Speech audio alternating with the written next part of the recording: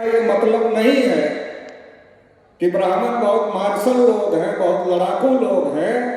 ये बिल्कुल भी इसका मतलब नहीं है। इसका एक ही मतलब है कि ब्राह्मण ना तो मार्शल है, ना तो लड़ाकू है, बल्कि ब्राह्मण षड्यंत्रकारी है। आप चाहे जितने ग्रंथ उठाकर पढ़ लो, जो ब्राह्मणों ने पढ़े लिखे, ऋग्वेद में अगर आप देखोगे तो पूरा का पूरा हिंसा से भरा पड़ा।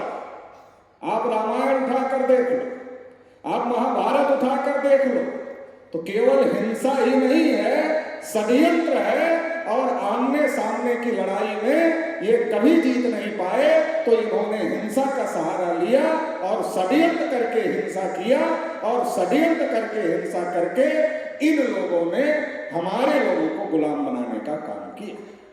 तो इस बात को हम लोगों को समझना है कि ये हिंसा का सहारा तो लेते हैं, लेकिन हिंसा करने के लिए इनके अंदर इतनी हिम्मत, इतनी औकात नहीं है कि ये डायरेक्ट हिंसा के लिए सामने आ जाए। ये षड्यंत्र का सहारा लेते हैं। तो हमें इनके षड्यंत्रों को समझने की जरूरत है, इनके षड्यंत्रों से बचने की जरूरत है। हम लोग जब सड़क पर चलते हैं तो किसी किसी ट्रक पर लिखा होता है, क्योंकि ये बिहार है तो बिहार में भोजपुरी बोला जाता है, तो लिखा होता है भोजपुरी में ट्रक पर, सटल्या तो गैले।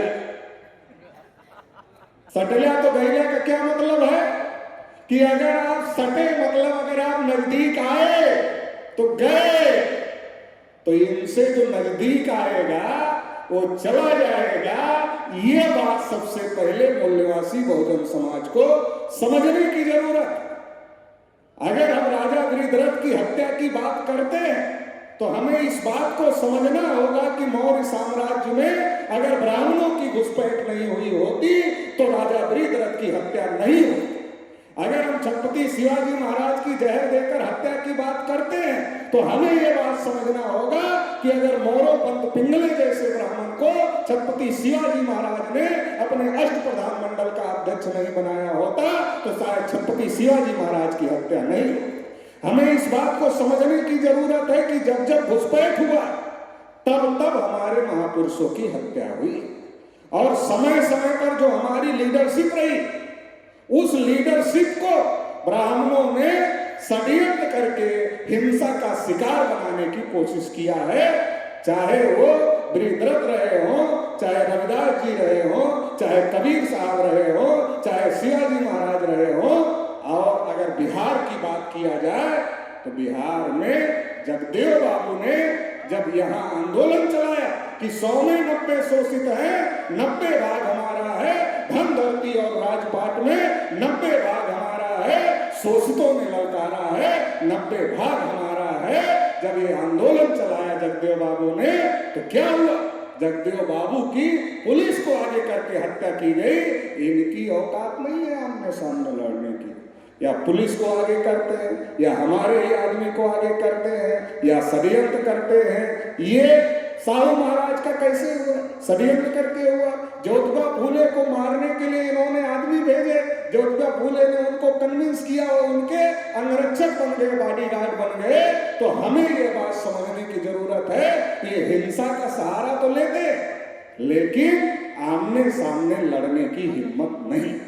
जब से देश में लोकतंत्र आ गए, लोकतंत्र आने के बाद अब इनको बहुमत में रहने के लिए कभी ये हिंदुस्तान बनाम खालिस्तान का मुद्दा उठाते, इसके नाम पर ये हिंसा करवाते, कभी ये भारत पाकिस्तान का मुद्दा उठाते, जब चुनाव आता है लड़ाई कराते हैं, हिंसा कराते हैं और उसके नाम पर चुनाव जीतते हैं, या हिंदू मुसलमान के नाम पर दंगे कराने की कोशिश लंबे समय से करते रहे हैं। और इसके लिए वो ब्राह्मण ही, चाहे प्रज्ञा ठाकुर, कर्नल पुरोहित, ऐसे तमाम ब्राह्मणों के नाम बम विस्फोटों में आए और इन्होंने बम विस्फोट भी करने का काम किया। तो ये बहुत सारा षड्यंत्र चल रहा है। और अभी जब बाम सेठ ने समझा दिया देश भर में, SC ST OBC के लोगों को समझा दिया और उनको समझ में आ गया कि हमारा इस्तेमाल हो रहा है दंगों में, तो अभी समाज दंगे करने के लिए तैयार नहीं है। SC ST OBC के लोग तैयार नहीं हो रहे हैं। जब नहीं तैयार हो रहे हैं तो पुलिस को आगे करके संभल ऐसी घटनाएं करवाई जा रही है। तो ये बहुत बड़ी साजिश का हिस्सा है कि ये हिंसा का सहारा तो ले रहे हैं लेकिन षड्यंत्र के तहत ले रहे हैं। तो ये दोनों बात हम लोगों को समझने की जरूरत है। पहले हमारे लीडरों का शिकार करते थे, अब इनको ये पता चल रहा है कि लीडर को शिकार करना मुश्किल हो गया। क्यों मुश्किल हो गया? इसलिए मुश्किल हो गया कि समाज जागृत हो गया। अगर लीडर को टारगेट करेंगे, उसको हिंसा का शिकार बनाएंगे तो बवाल खड़ा हो जाएगा। इसलिए वो समाज में ऐसे ऐसे मुद्दे लाने की कोशिश करते हैं, ऐसी ऐसी बातें लाने की कोशिश करते हैं जिसके नाम पर समाज में दंगे फसाद हो और उस दंगे फसाद का फायदा इन लोगों को मिले। तो इस प्रकार से चाहे वो पटेल आरक्षण का मुद्दा हो, चाहे मराठा आरक्षण का मुद्दा हो, चाहे जाट गुर्जर आरक्षण का मुद्दा हो, ऐसे तमाम मुद्दे हैं जिस पर बड़े पैमाने पर हिंसा हुई है। तो तमाम प्रकार से ये लोग इस प्रकार से काम कर रहे हैं। दूसरी जो महत्वपूर्ण बात है, वो महत्वपूर्ण बात ये है कि इस देश में एक कांग्रेस पार्टी है और एक बीजेपी पार्टी है। जो कांग्रेस पार्टी है वो एक लंबे समय से, आजादी के पहले से देश की सत्ता और व्यवस्था है। आज अमित शाह ने बाबा साहब अम्बेडकर के लिए बोला तो राहुल गांधी बाबा साहब अम्बेडकर का फोटो लेकर घूम रहे। लेकिन यही कांग्रेस पार्टी है जिसने कहा था कि डॉक्टर अंबेडकर के लिए संविधान सभा के दरवाजे ही नहीं, खिड़कियां भी बंद हैं। बाबा साहब डॉक्टर अंबेडकर को कदम कदम पर रोकने का काम कांग्रेस पार्टी ने किया था। जब ये पावर में थे तब रोकने का काम कर रहे थे, आज विरोध में हैं और बड़े पैमाने पर समाज में जागृति पैदा हो गई है। तो हमारे लोगों का वोट और सपोर्ट लेना चाहते हैं। तो इस बात को समझना होगा कि कांग्रेस ने अगर ये आरक्षण के लिए और इसके लिए विरोध नहीं किया होता तो उसी समय सबको सबका हक अधिकार मिल जाता। और अगर सबको सबका हक अधिकार मिल जाता तो ये आज लड़ाई नहीं लड़नी पड़ती। लेकिन कदम कदम पर अगर आरक्षण का विरोध करने का काम किसी पार्टी ने किया था तो कांग्रेस पार्टी ने किया था। महिलाओं के अधिकार को लेकर हिंदू कोड बिल के जब बाबा साहब अम्बेडकर लेकर आए तो विरोध किसने किया? कांग्रेस पार्टी ने किया।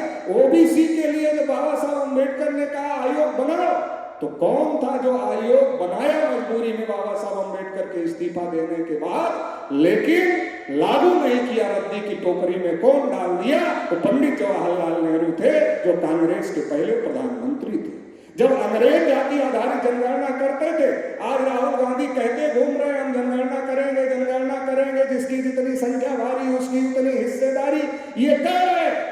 अरे भाई तुम्हारे पुरखे पूर्वजों ने तो रोका था, नेहरू जी ने रोका, इंदिरा जी ने रोका, राजीव जी ने रोका।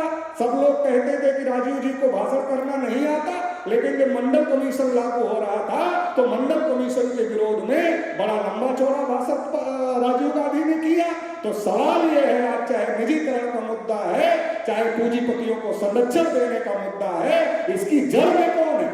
अगर इसकी जड़ में आप देखेंगे तो इसकी जड़ में कांग्रेस पार्टी के लोग हैं। भारतीय जनता पार्टी तब सत्ता में नहीं थी।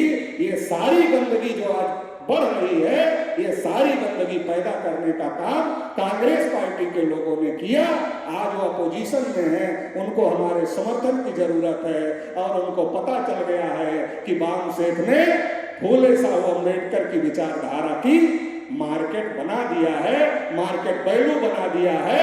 अब समाज में एक बड़ा तबका हो गया है जो इस आइडियोलॉजी को फॉलो करता है।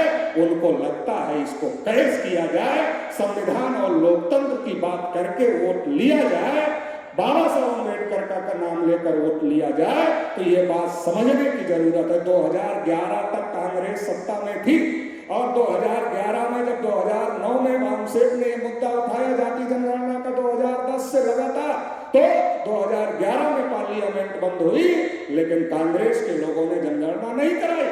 मनमोहन सिंह प्रधानमंत्री थे, मनमोहन सिंह ने कहा था जब पार्लियामेंट बंद हुई थी कि हम जनगणना कराएंगे, लेकिन कांग्रेस के लोगों ने कहा आप चुप रहो। मनमोहन सिंह जी पहले ही चुप रहते थे, फिर उनको चुप कर दिया और प्रणब मुखर्जी को दे दिया और प्रणब मुखर्जी ने सर्वे करवाया। अब राहुल गांधी ये कहते घूम रहे हैं कि हमारी सरकार ने जनगणना कराई थी। पहले तो राहुल गांधी झूठ बोल रहे हैं, उनकी सरकार ने जनगणना नहीं करवाया था, सर्वे करवाया था। दूसरी बात, अगर करवाया था तो राहुल गांधी कह रहे हैं रिपोर्ट जारी नहीं कर रही है मोदी सरकार। अरे भाई, आपने 2011 में सर्वे करवाया, 11 के बाद 12 आता है, 12 के बाद 13 आता है, 13 के बाद 14 आता है, और लोकसभा का चुनाव 2014 में हुआ। तो 2011 से लेकर 2014 तक आप क्या कर रहे थे? आपकी पार्टी क्या कर रही थी? आपने रिपोर्ट क्यों नहीं जारी किया? तो ये जो सारी नौटंकी चल रही है, नोरा कुश्ती चल रही है, एक बार तुम आओ, एक बार हम आए, दो बार तुम आओ, दो बार हम आए, ये नोरा कुश्ती चल रही है। आज राहुल गांधी बोल रहे हैं हमारे लोग खुश हो रहे हैं। अरे भाई खुश तो हो रहे हो, मोदी जब बोला था कि हवाई चप्पल वाले हवाई जहाज में यात्रा करे थे तब भी तो खुश हुए थे, तो लागू हो गया क्या? आज खुद तक खुश होकर के उसको ले आए, आज खुश होकर के इसको ले आओगे, ना वो तुम्हारे हित का काम करेगा, ना ये तुम्हारे हित का काम करेगा, क्योंकि इन दोनों में तो कंपटीशन लगा हुआ है। क्या कंपटीशन लगा हुआ है? कांग्रेस वालों ने बीजेपी वालों को कान में कहा कि हम इनको 10 जूता मार रहे थे, मगर ये चिल्ला रहे थे ये हमें हटाना चाहते हैं, तुम्हें लाना चाहते हैं, तो तुम आ जाना, मगर एक काम करना, 10 जूता का 8 जूता मत करना, 5 जूता बढ़ा देना। तो कहा बढ़ाने से क्या होगा? कहा जब 5 बढ़ा दोगे तो ये फिर चिल्लाएंगे, और इनके सुर में सुर मिलाकर हम भी चिल्लाएंगे। जब हम भी चिल्लाएंगे तो फिर ये तुम्हें हटाएंगे, हमें लेकर आएंगे, तो हम 5 और बढ़ा देंगे, तो फिर तुम इनके सुर में सुर मिलाकर चिल्लाना। तो ये जो सुर में सुर मिलाकर चिल्लाने का कार्यक्रम चल रहा है, ये जो नोरा कुश्ती चल रही है, इसको समझने की जरूरत है और अपना विकल्प मजबूत करने की जरूरत है। इनसे, ब्राह्मणों की पार्टियों से हमारा कोई कल्याण नहीं हो सकता, कोई भला नहीं हो सकता। जो न्यायपालिका से फैसले आ रहे हैं, पॉलिटिकल फैसले हैं, और सुप्रीम कोर्ट में एक ही मानसिकता के जज बैठे हैं, इसलिए कोई कहता है भगवान हमारे सपने में आ गए इसलिए हमने फैसला कर दिया, कोई कहता है कि बहुसंख्यक के अनुसार देश चलेगा, तो बहुसंख्यक तो ओबीसी है, गिनती की मांग कर रहा है, क्यों नहीं जज साहब गिनती का ऑर्डर देते? तो साथियों, हमको समझने की जरूरत है, न्यायपालिका में एक ही विचारधारा के लोगों का कब्जा है, एक ही जाति के लोगों का कब्जा है, एक कब्जा हटाना होगा, और इसके लिए हमको कॉलेजियम सिस्टम खत्म करने का और न्यायपालिका में रिजर्वेशन लागू करने का आंदोलन चलाना होगा। इसके लिए बड़ी लड़ाई लड़नी होगी। इतना ही कहते हुए आप सभी लोगों ने मुझे सुना, इसके लिए आभार, धन्यवाद, जय।